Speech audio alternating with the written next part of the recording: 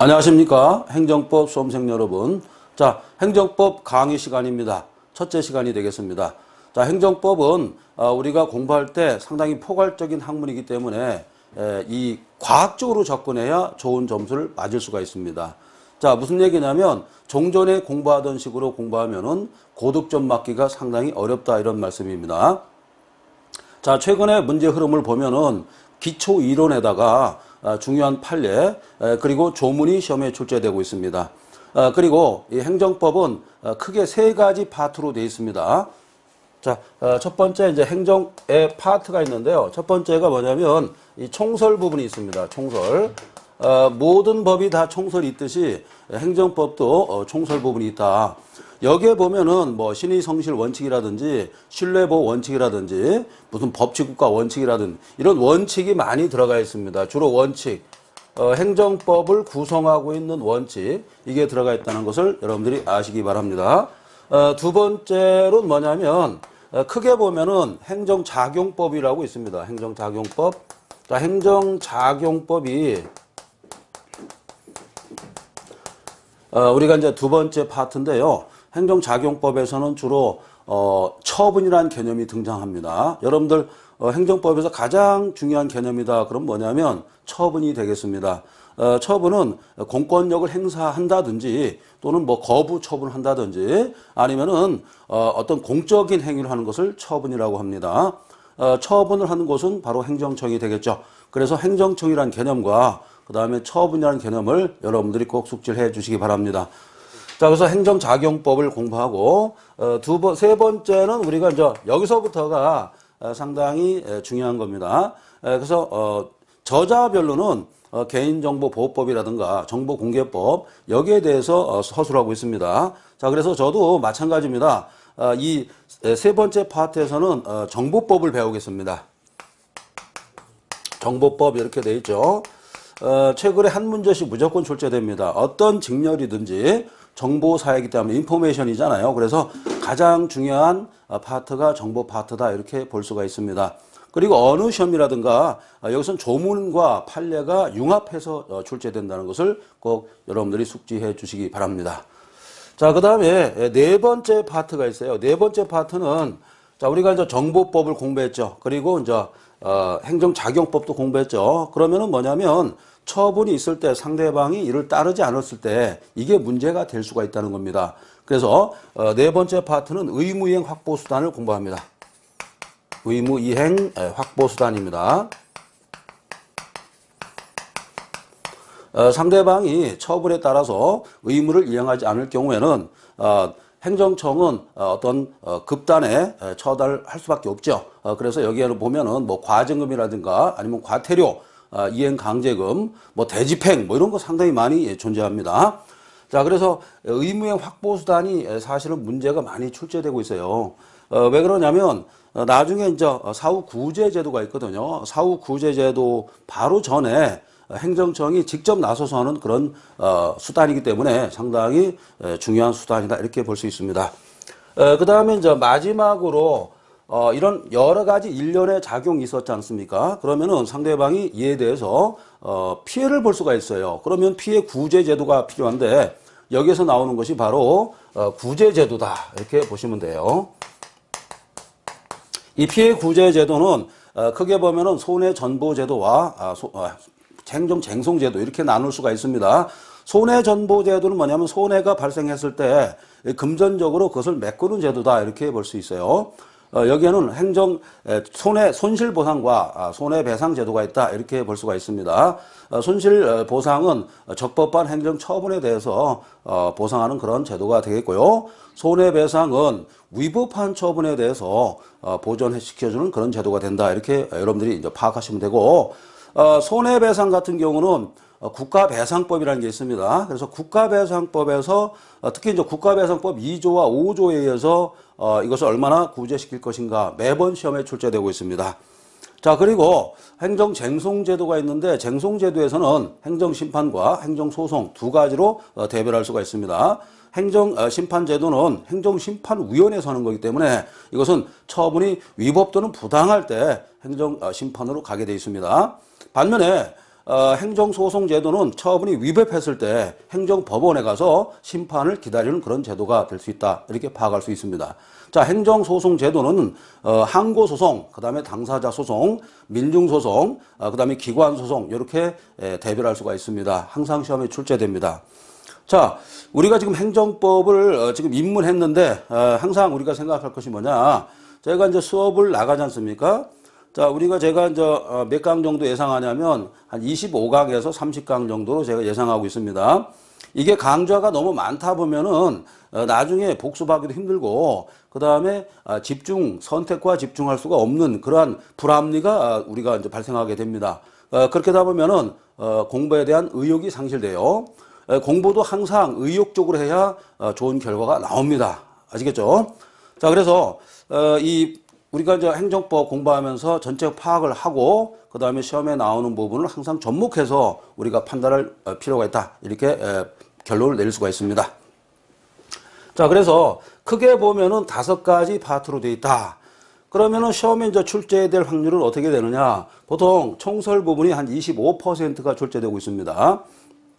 그 다음에 이제 행정작용법에서 20%, 그 다음에 정보법, 그 다음에 의무행 확보선 합해서 여기서 한 30% 이상 나오고 마지막으로 이제 나머지는 구제제도가 출제되고 있습니다. 행정구제제도는 조문이 거의 많이 나오고 있어요. 판례, 그 다음에 처분성, 유무 이런 것이 처음에 출제되고 있다. 이런 부분도 꼭 살펴주시기 바랍니다. 자, 그래서 이제 첫 번째로 여러분들 행정법 통론 한번 들어가 보도록 하겠습니다. 행정법 통론에서는 말이죠. 행정이 뭐냐를부터 우리가 알아야 되겠습니다. 행정. 자, 행정이 뭐냐. 자, 여기다 이제 쓰겠습니다. 행정. 행정의 의미가 상당히 중요합니다. 우리가 공부를 아무리 많이 해도 의미를 모르면은 주마간상격으로 공부하면 뭡니까? 10년 공부 나무아무 타불 이런 말 들어봤죠? 아무리 내가 공부를 많이 했을지라도 결과가 없으면은 허무해지는 겁니다. 결과라는 것은 바로 합격이 되겠죠. 합격하지 못하면은 어디 가서 내가 이유와 핑계를 대도 설득력을 잃게 됩니다. 아시겠죠? 자, 그래서 첫 번째 행정의 의미가 나오는데 행정에 대해서 제가 결론을 말씀드릴게요. 이 행정은 자, 행정청이라든가 국가의 공권력 내는 행정에 대한 행정의 공익을 위한 공권력에 의해서 공익에 의한 일련의 행위다. 이렇게 파악을 하면 되겠습니다. 일련의 행위다. 여기서 제가 왜 공권력이라는 말을 썼냐면요. 국가가 행정을 하려면은 어떤 권력을 가지고 있어야 됩니다. 그래서 종전의 통설과 다수설은 말이죠. 판례는 행정이다 그러면은 상대방에 대한 일방적 의사표시다. 이렇게 정리한 바 있습니다. 일방적 의사표시다. 이 의미를 잘 파악하셔야 돼요. 일방이란 말은 바로 권력적이라는 뜻이죠. 권력적으로 상대방한테 일방적으로 몰아붙였다. 이렇게 해석을 했었습니다. 그렇지만 지금 시대가 어떤 시대입니까? 지금 국민 참여, 그죠? 일반 민간인도 참여하는 거버넌스 시대인데 종전의 행정의 의의가 통할 수 있겠습니까? 안 통하죠. 지금은 국민과 함께하는 일반인과 함께하는 시민과 함께하는 그런 행정이 되겠습니다. 따라서 이 의미도 상당히 퇴색됐다. 지금 말이죠. 이렇게 답을 하셔야 돼요. 국가 또는 지방자치단체가 공익을 위해서 즉 일반 국민을 위해서 하는 일련의 자기 또는 부자기의 행위 이렇게 답을 하면 더 완벽할 수가 있겠죠. 자, 이렇게 우리가 행정을 정리해 봤습니다. 자, 행정을 정리했는데 그럼 이제 행정의 성격은 뭘까? 이것은 구체적이고, 자, 행정은 말이죠. 구체적이고 그 다음에 개별적입니다. 개별적이고, 자, 중요한 게 뭐냐면 행정은 발전적이고 미래지향적입니다. 따라서 행정을 어떤 문제가 출제되면은 가급적이면은 발전적인 방향을 쓴 것이 답입니다. 아시겠죠? 종전에는 부정적인 것이 답이 많았죠. 그러나 지금의 시험은 상당히 포괄적으로 문제가 출제되고 있습니다. 자, 이런 점도 숙지해 주시고. 자, 그럼 행정이 나오게 된 가장 중요한 것은 뭘까요? 바로 법치국가 원칙입니다. 법치국가 원칙은 국가를 통치할 때는 법에 의해서 통치하라 이런 뜻입니다. 즉 뭐냐면 행정을 하다 보니까 독단적 또는 권력적으로만 흘러갔어요. 그렇기 때문에 상대방 즉 일반 국민들이 피해를 많이 입었다는 겁니다. 따라서 이러한 피해를 입은 결과 국민들은 피해를 볼 수밖에 없었고 따라서 여기에 대한 구제책을 마련할 수밖에 없었다. 이렇게 해석될 수가 있습니다. 자, 그래서 행정은 법치국가 원칙에 의해서 출발했다. 이렇게 답을 하셔야 돼요. 자, 법치국가 원칙은 세 가지 원칙으로 되어 있습니다. 세 가지. 자, 여러분들 원칙을 지금부터 공부를 하는데요. 이 공부를 뭡니까? 이 마지막에 행정 쟁송까지 공부할 때까지 우리가 이것을 유념을 해야 된다. 이런 얘기예요. 자, 한 문제 제가 알려드리겠습니다. 이 법치국가 원칙이 있습니다. 여기서 이제 한 문제가 출제되는데 행정이 어디서 나왔는가? 유래는 바로 법치국가 원칙이라는 겁니다. 자, 구체적으로 말씀드리면 1879년도에 프랑스 대혁명이 발생했죠. 프랑스 대혁명이 왜 발생했을까요? 바로 이거죠. 자, 이 프랑스의 황제 왕이란 사람이 어떻게 행동했냐면 국민을 억압을 했습니다. 루이 16세 같은 경우. 그러자 프랑스 사람들이 가만히 있겠습니까? 바로 레볼루션 혁명이 일어난 것입니다. 그래서 결국에는 루이 16세를 단두대에 세워가지고 목을 싹둑 잘랐다는 겁니다. 왜 그렇겠습니까? 바로 법에 따라서 정치를 해야 되는데 법이 아니란 인치로 했다는 겁니다. 아시겠죠? 자, 그래서 법치국가 원칙에는 세 가지가 있다. 꼭 시험에 출제되겠습니다. 첫 번째가 법률유보입니다. 자, 법률보 원칙은 항상 출제됩니다. 우리 행정법뿐만 아니라 다른 법에서도 항상 나오겠습니다. 법률유보 원칙이 있고 두 번째가 뭐냐면 법률우위 원칙이 있어요. 법률우위입니다. 저는 다년간 행정법을 연구했기 때문에 시험에 나오는 부분이 어딘지를 거의 점쟁이처럼 맞출 수가 있습니다. 대한민국 거의 유일하게 제가 점쟁이 역할을 하는 겁니다. 자, 점쟁이가 왜 유명하겠습니까? 그대로 맞추기 때문에 그래서 유명한 겁니다. 그렇죠? 그것은 많은 경험, 그 다음에 어떤 통계 이거에 의해서 점을 보는 겁니다. 아시겠죠?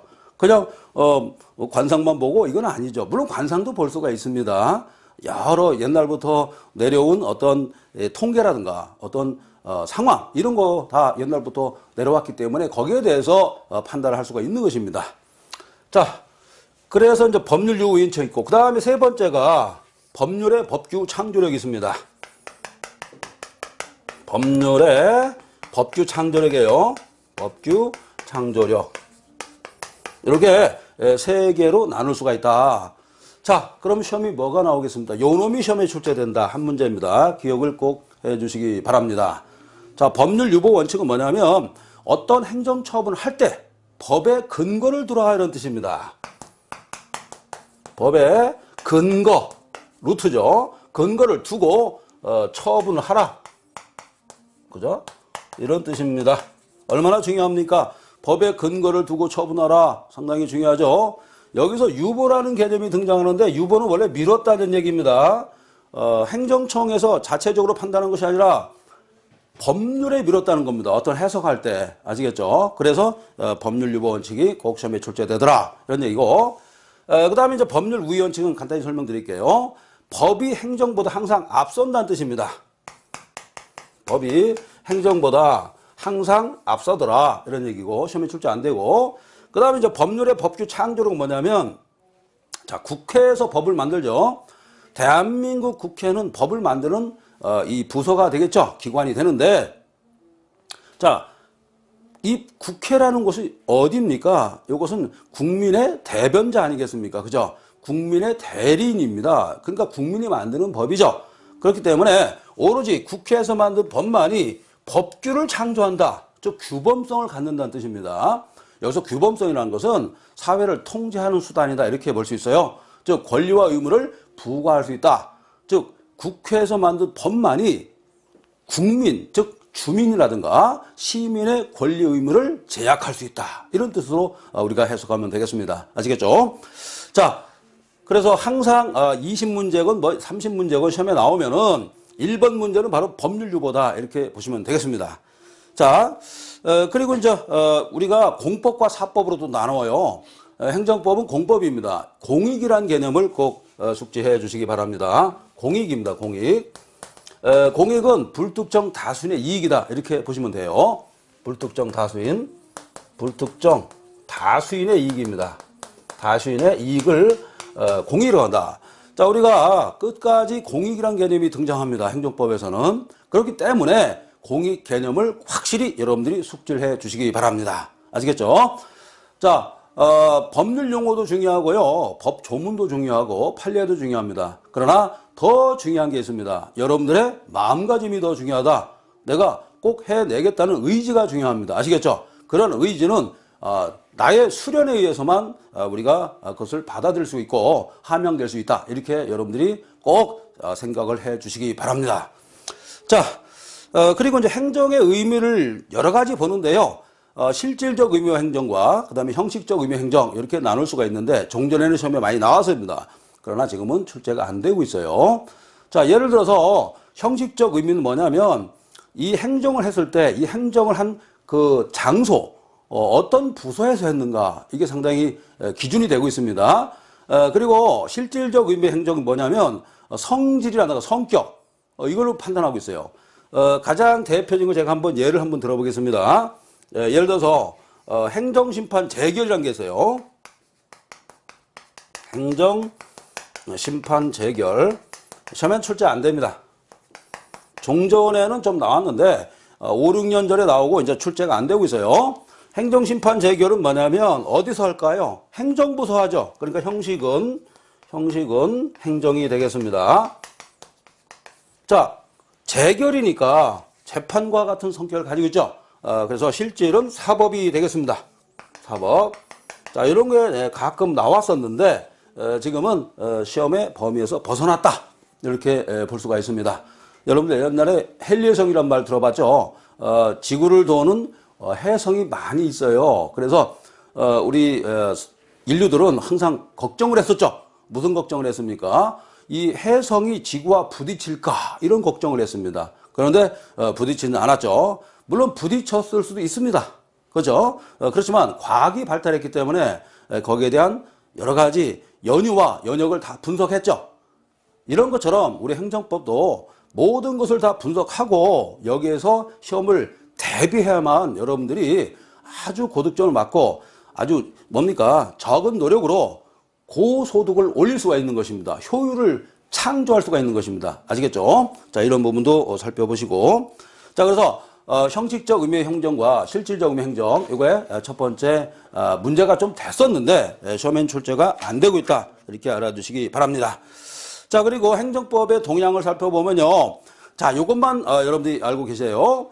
재량 행위가 점점 축소되고 있다. 그리고 통치 행위가 점점 줄어들고 있다. 이렇게 여러분들이 판단해 주시면 되겠습니다. 자, 그 다음에 우리가 이제 행정법의 원칙에 대해서 공부했고요. 자, 그 다음에 우리가 이제 공부할 것은 뭐냐면 이 통치 행위를 공부해 보도록 하겠습니다. 이 통치 행위는 고도의 정치적인 사고 방식을 가지고서 행정행위를 하는 것입니다. 그래서 통치행위는 사법심사가 배제된다. 이렇게 여러분들이 꼭 숙지를 해 주시기 바랍니다. 자, 그래서 통치행위를 잠깐 살펴보는데요. 자, 통치행위가 우리가 이제 두 번째 예상 문제입니다. 자, 시험에 나오는 것을 우리가 집중 공략을 해야 된다. 이렇게 말씀드렸죠. 자, 통치행위 보겠습니다. 시험에 꼭 출제됩니다. 통치행위가. 자, 첫 번째가 법치국가 원칙, 두 번째가 법률 유보 원칙, 그 다음에 세 번째가 통치행위라고 말씀드렸죠. 이 통치행위는 첫 번째가 고도의 정치적인 성격을 가져요. 고도의 정치적인 행위다. 이렇게 우리가 파악할 수가 있고, 두 번째, 자, 고도의 정치적인 성격을 갖고 있기 때문에 사법심사가 배제됩니다. 사법심사라고 그러죠. 이 사법심사는 이 재판을 받을 수 없다 이런 얘기죠. 사법심사입니다. 심사. 이렇게 되어 있죠. 그래서 재판을 받을 수 없다는 겁니다. 사법심사가 불가능하다는 겁니다. 불가능. 알았죠? 이렇게 알아두시기 바랍니다. 그 다음에 이제 세 번째가 뭐냐면 그럼 통치행위기관이 어디가 있을까? 궁금하시죠? 바로 대통령, 프레지던트입니다. 그 다음에 카운슬, 바로 뭡니까? 국회죠. 이렇게. 이 두 기관에서는 통치행위를 할 수가 있는 것입니다. 자, 그리고 중요한 건 뭐냐면 통치행위가 점점 줄어들고 있다. 그리고 최근에 문제됐던 것은 딱 두 가지입니다. 서운 취소하고 남북 정상회담. 이게 처음에 출제됐습니다. 아시겠죠? 서운 취소는 통치행위가 아니라고 판결했어요. 자, 서운 취소는 통치행위가 아니다. 이렇게 공부했고요. 그 다음에 남북 정상회담이 중요하죠. 남북 정상회담. 자, 남북 정상회담 자체는 통치행위입니다. 그렇지만 북한에다가 송금한 행위죠. 박아무개 지금 국정원장입니다. 국정원장이 이제 북한에 송금한 사건이 있었는데 사실 북한에다가 송금한 것은 문제가 잘못됐죠. 왜? 그걸 가지고 지금 화성 8, 그죠? 극초음속입니다. 그것도 극초음속 미사를 쏘고 그러잖아요. 그게 서울까지 도달하는데 1분 57초밖에 안 걸립니다. 아무리 우리가 사드 요격 미사일 발전했을지라도 1분 57초 만에 서울을 초토화시킬 수 있는 그런 무기가 날라온다고 우리가 생각해 보세요. 방어할 수가 있겠습니까? 없죠. 그런 것도 여러분들이 꼭 숙지해 주시기 바랍니다. 자, 그래서 이제 통치행위에 대해서 우리가 살펴봤고요. 통치행위에 대해서는 지금 이 권력 분립설과 그다음에 사법부 자제설 이것이 가장 우리가 기본적으로 주장되는 그런 이론이 되겠습니다. 자, 그리고 이제 국헌 물론 목적 살인행위라든가 이런 것은 통치행위가 아니다 이렇게 살펴보시고요. 그다음에 최근 제일 문제되는 것이 바로 사면 아니겠습니까? 사면도 통치행위 맞습니다. 사면법에 의해서. 사면은 일반 사면이 있고 그 다음에 특별 사면이 있다. 이렇게 여러분들이 숙지해 주면 되겠습니다. 자, 이번 시간에 공부한 거 시험 나올 것은 두 가지였죠. 바로 법률 유보, 그 다음에 통치행위 이렇게 보면 되겠습니다. 자, 수고하셨습니다.